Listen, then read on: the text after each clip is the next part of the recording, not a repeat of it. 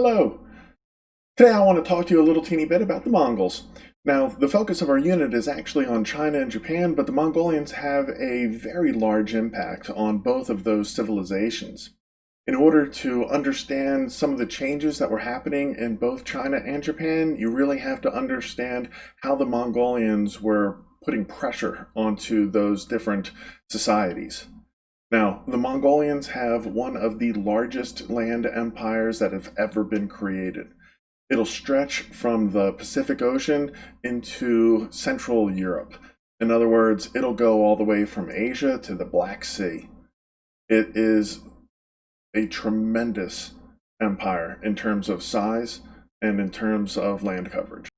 Show you a close up of this map where you're going to be able to see everything from the Pacific Ocean over on this side, that's in sort of this pinkish orangey color, all the way over to the Black Sea is going to be the territory that the Mongolians will control at their height. It is the largest land empire that the world has ever seen. Now, the person most directly responsible for creating this is Genghis Khan. Now, a lot of times you're going to hear him pronounced as Genghis Khan, and if you do that, I'm going to forgive you.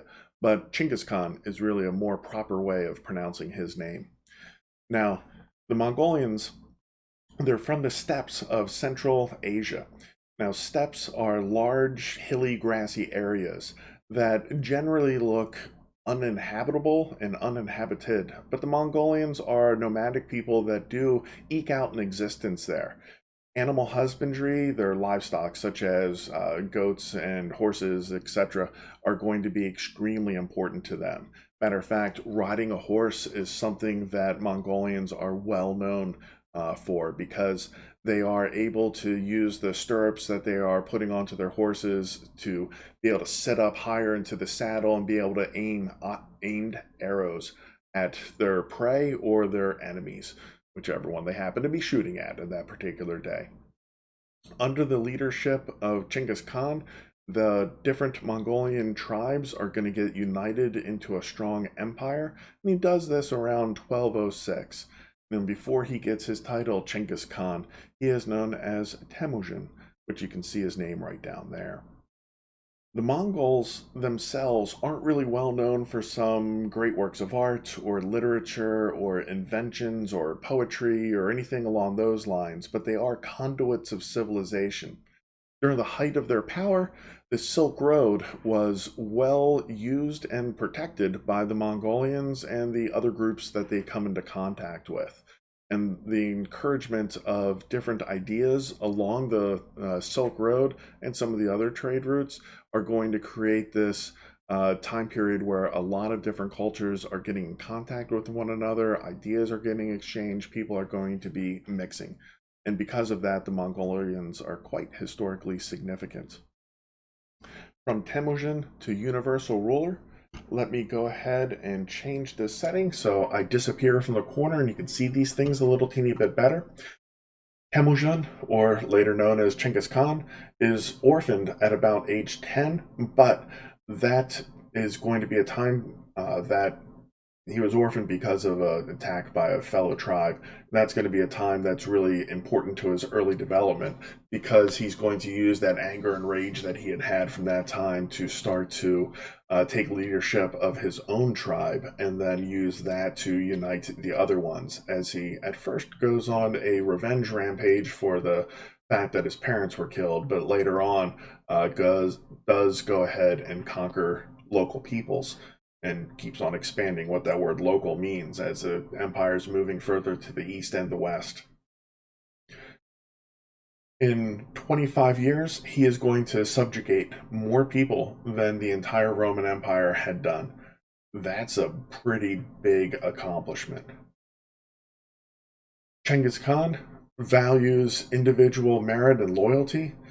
It was perfectly honorable to be a great fighter, but it was just as honorable to win by using some kind of, trick or subterfuge or anything along those lines. And he wasn't just the kind of person that would look for leadership amongst the ranks of people that were considered higher up, nobles or whatnot.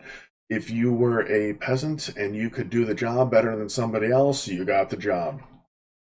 As the Mongolians attacked neighboring cities, their tactics caused such a fear amongst the populations that word of their arrival would cause people to flee from cities by the hundreds and the thousands, and they would, go to outlying areas and move on to other spots that they thought might be better protected against the Mongolian attack.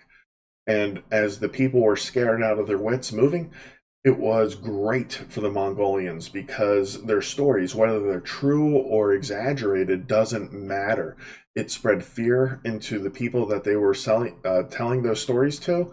So when the Mongolians did come, people were very, very anxious. And rightfully so. Mongolians relied on speed and surprise.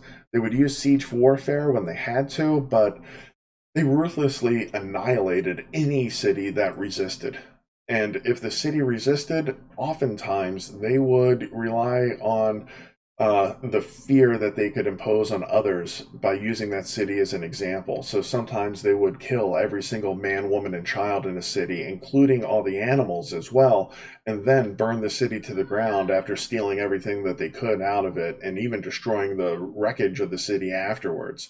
And when words of those stories got out, people in the next city or two cities or three cities down the line would have heard about it, and they are more apt to surrender because of that. But if they did surrender, those people were treated fairly well, especially for the time period. Usually, their local rulers would be allowed to continue to rule. They would just do it under the Mongol authority. If you practiced a particular sort of religion or philosophy, the Mongolians typically allowed you to continue to do just that. The Mongolians were not about spreading some kind of religious belief, and they would allow you to keep your old religion the way that it was. So most people are going to not resist, they're going to give in and they're going to give up. I do like the picture down at the bottom. Those are Mongolian yurts, which is a type of tent that they would bring with them from spot to spot, and they would use that as part of their nomadic lifestyle. Foreigners did get attracted to the Mongolian empire, and one of the most famous of them is Marco Polo. Long before he was well known amongst people that go into pools and play a game, Marco Polo was an actual guy from Venice, and he travels as a young man with his uncle on over to what we would now call China, and during the course of his travels, he meets all sorts of people, sees all sorts of things, writes about them when he comes back, and he comes back years and years later. Does spend some time in prison too. He's an interesting character if you ever have a chance to look him up. But Marco Polo really is the person that brings knowledge about the Mongolian Empire into Europe. Chinggis Khan's grandson, Kublai Khan, is going to be the one that is in charge of the Mongolians when they are able to conquer China and establish their own dynasty there that lasts for just about 100 years. The Yuan dynasty is going to be where Kublai Khan really leaves his mark, conquering China, getting through the Great Wall, and taking over that Silk Road, at least the Chinese end of the Silk Road, is going to be an important accomplishment. But overall, the Pax Mongolia is a fancy way of saying the Mongolian peace. Pax is another word for peace. And even though the Mongolians are well known for their war making and ruthlessness, in their wake comes a period of peace. People are getting along. They don't have these local wars that are going on because everybody's under Mongolian rule. And it's during that time that you can see in the upper left-hand corner stuff like this Mongolian passport getting issued for travelers that are moving from one spot of their empire to another, often along the Silk Road. They're going to encourage all sorts of trade, and technology, people, information, ideas are all getting exchanged along these trade routes that are established in Mongolia, and it's going to make a mixing of cultures possible. Now, on the Silk Road, you have this wonderful chart here where you can see some of the stuff that's coming from Europe and moving on over into Asia, and some of the stuff that's coming from Asia and moving back onto Europe. And you can see the types of people down there at the bottom that are trading these items back and forth. And you got some really awesome stuff that's going in both directions. But if you look at the European side, honey and horses and slaves and furs and ivory, those are more raw material type things. Whereas if you're looking from Asia, you certainly got some raw material stuff, but you also have some finished products like the iron products and the gold products. But the rugs, math for navigation is a finished product, and those kinds of things are going to be really important as well. Keep those in mind as we are talking about China. This land trade is going to encourage all sorts of communication along those routes. Marco Polo, as you can see, was going to be one of these travelers along here, and he spent over 20 years traveling the length of that Silk Road, going on over into China and spending a great deal of time there, but also ideas that are going to be going back and forth. Now, Kublai Khan, he is Genghis Khan's grandson. He fails to attack, I'm sorry, I shouldn't say, he fails to conquer Japan. He doesn't fail to attack Japan twice. Each time his army is going to be thwarted because of storms. Now, you can look into these attacks a little teeny bit more, but it is interesting that on each one of these attacks, the Japanese emperor, even though he doesn't have a ton of power at this time, does have some cultural cachet and some respectability, and he is going to be performing all sorts of religious ceremonies. The emperor, along with many other Japanese, are going to pray for some kind of deliverance from this Mongolian golden horde that's coming around. Golden Horde, that's the name given to the Mongolian army. The attacks, the first one in 1274, there's a big storm that comes around and swamps some of the ships and eventually cause the Mongolians to turn back and go home after several ships are lost and a lot of soldiers are drowned.